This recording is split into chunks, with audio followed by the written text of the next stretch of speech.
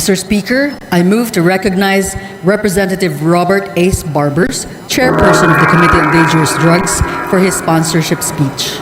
The Honorable Ace Barbers is recognized to deliver his speech.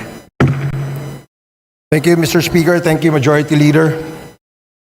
Mr. Speaker, esteemed colleagues and distinguished guests, it is my honor and privilege to stand before this august body to present the progress report of the Joint Committees on Dangerous Drugs, Public Order and Safety, Public Accounts, and Human Rights, or what is now popularly known as the Quad Committee.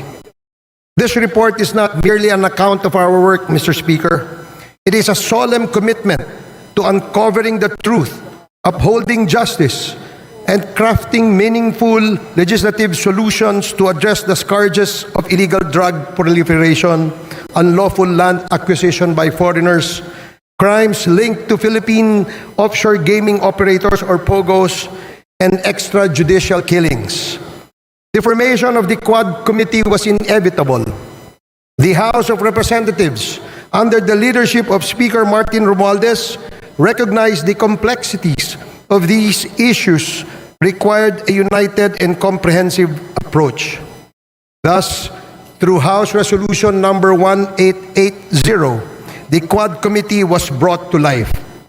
What began as a separate investigations by individual committees soon uncovered a web of interconnections.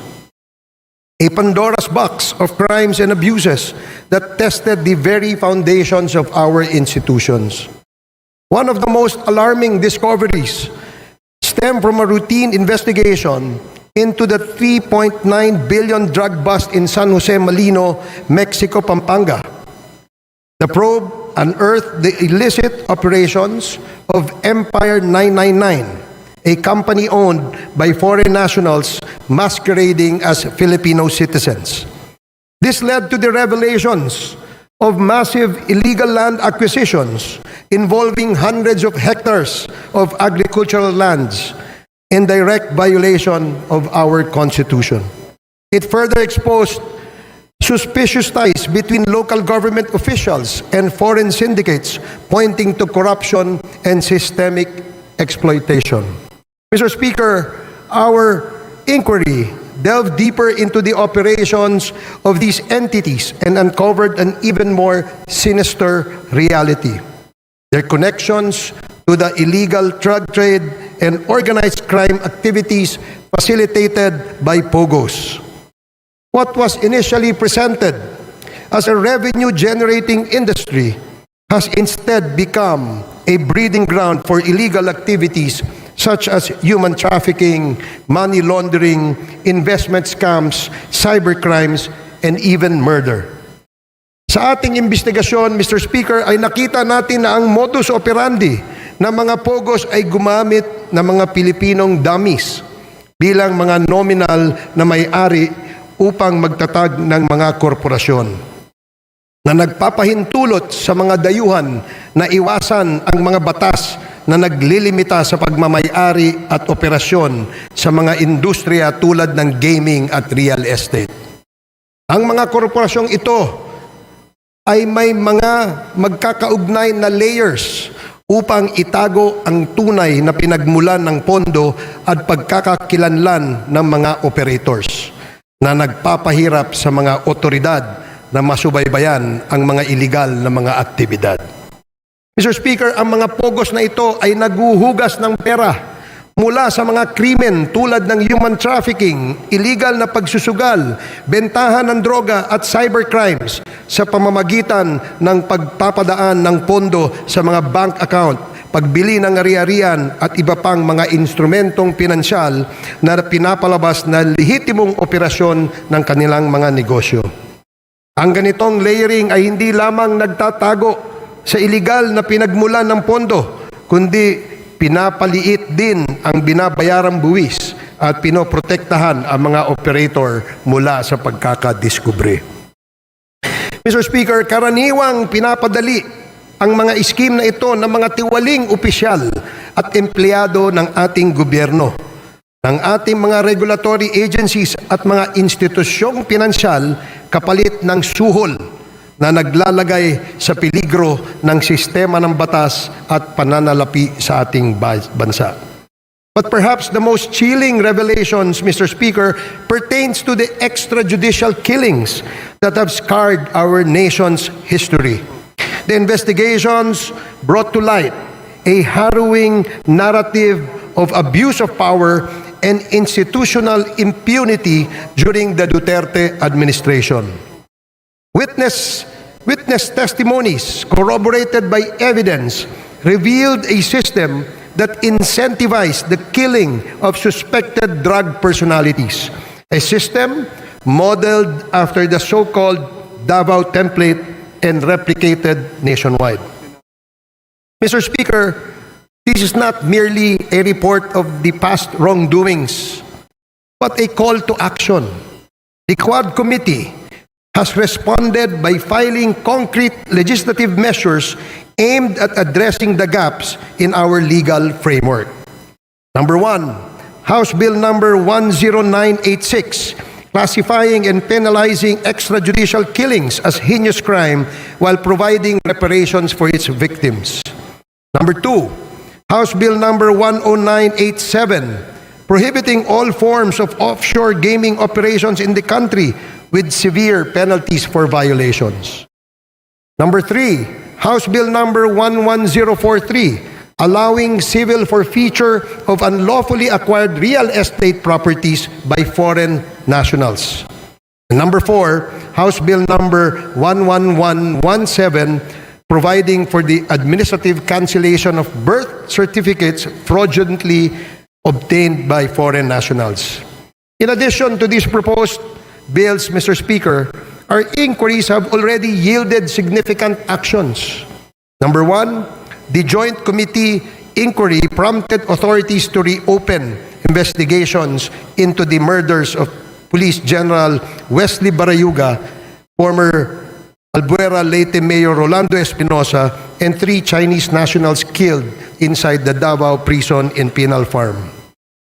2, the certificate of registration of or incorporation of Empire 999 Realty Corporation was revoked by the SEC. Number 3, the Philippine passport of Mr. Kai Kimeng, also known as Mr. Willie Ong, and Yang Jiazheng, also known as AD Tai Yang, were cancelled by the concerned government agencies. The findings of the Joint Committee led to the filing of legal cases against Go Waping, also known as Alice Leal Go, including charges of human trafficking and graft and corruption. Number 5, the chairperson of the PAOK directed the Anti-Money Laundering Council to file for court-issued freeze orders or provisional asset preservation orders against assets linked to unlawful activities. These include the following corporations: Lucky South Limited Corporation, Whirlwind Corporation, Biancham Holdings and Trading Incorporated, Empire 999 Realty Corporation, Sunflare Industrial Supply Corporation, Yatay Industrial Park Incorporated, Mexico 999 Industry Realty and Development Corporation. These actions underscore the progress achieved through our investigations in addressing systemic crimes and abuses. We have also recommended, Mr. Speaker, amendments to relevant laws, including the Anti-Money Laundering Act, the Anti-Trafficking in Persons Act, the Civil Registry Law, the Anti-Dummy Law, the Bank Secrecy Law, the new Philippine Passport Act, the Comprehensive Dangerous Drugs Act, the Cybercrime Prevention Act, the Tariff and Customs Code, the Revised Corporation Code, and the Local Government Code, among others. Mr. Speaker, in total, we have recommended at least 30 proposed legislations, and these measures aim to strengthen our legal frameworks and ensure that such abuses and misdeeds are prevented in the future. The QUADcom likewise recommends the filing of appropriate charges against the following. Number 1, personalities linked to the illegal drug trade, particularly those implicated in the seizure of 360 kilograms of shabu in Mexico, Pampanga. Kai Kimeng alias also known as Willie Ong, Yang Jiazheng, also known as Edi Taiyang, Mayor Teddy Tumang, and all the incorporators of Empire 999. Number 2, perpetrators of crimes against humanity under Section 6 of Republic Act 9851 or the Philippine Act on Crimes Against International Humanitarian Law, Genocide, and Other Crimes Against Humanity. Former President Rodrigo Roa Duterte, Senator Roland Bato de la Rosa, Senator Christopher Lawrence Bongo, former PNP Chief Oscar David Albayalde, former PNP Chief Debold Sinas, Police Colonel Royina Garma, Police Colonel Edilberto Leonardo, and Hermina Muking Espino. Number 3, the co-conspirators in the murder of Chu Kintung, Li Lanyang, and Wong Mengpin, the 3 Chinese nationals killed inside the Davao Penal Prison and Penal Farm on August 13 of 2016. Former President Rodrigo Roa Duterte, Police Colonel Royina Garma, Police Colonel Edilberto Leonardo, SPO4 Arthur Narsolis, and Superintendent Gerardo Padilla. Number 4, individuals involved in the murder of General Wesley Barayuga, Police Colonel Royina Garma, Police Colonel Edilberto Leonardo, Police Lieutenant Colonel Santi Mendoza, former PNP Officer Nelson Mariano, PSMS Jeremy Tox Kausapin, and 1 alias Loloy.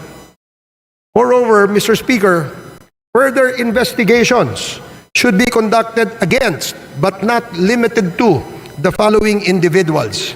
Number 1, personalities implicated in the illegal drug trade in relation to the revelations provided by resource persons Jimmy Guban and Mark Taguba, Representative Paulo Duterte, Councilor Nilo Abilera Jr., Mr. Paul Gutierrez, Mr. Benny Antiporda, Mr. Jojo Bacud, a certain Tita Nani, and Mr. Allen Kapuyan. Number 2, personalities identified to be involved in the illegal drug trade during the course of the legislative hearings: Hong Ming Yang, also known as Michael Yang; Wei Xiong Lin, also known as Alan Lim; Charlie Tan, and Mr. Sammy Uy.